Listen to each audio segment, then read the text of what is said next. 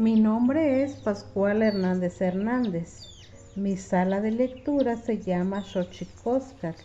Se ubica en Chicontepec, Veracruz. Poema Flor de Cempoalxóchitl.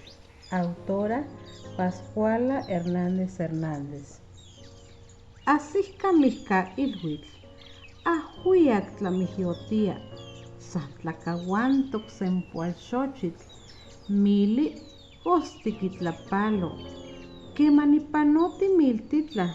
Sancampa nitlachia. Yehyectzicuepontoc xochitzi.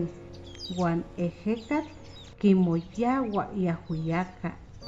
Iajuiaca calaqui ipanotlacayo. Nohquia ipanotonal. Nihmachilia noihtico. Nihmachilia nochi nopanico nechmahmaua. Nixochitzi tlauelipati. Pampa icaya timoixpantia iuaya tochaneuani tlen uehcaya techcahtehque. Flor de Cempoal.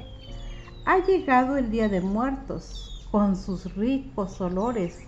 El Cempoalxóchitl en flor de amarillo pinta el campo.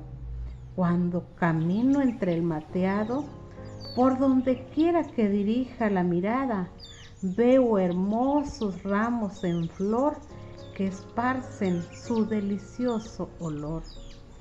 Su aroma impregna mi cuerpo, también penetra en mi alma, lo siento en mis entrañas y envuelve todo mi ser. Esta florecita es sagrada, pues con ella nos presentamos ante nuestros familiares difuntos que hace tiempo partieron de este mundo. Gracias.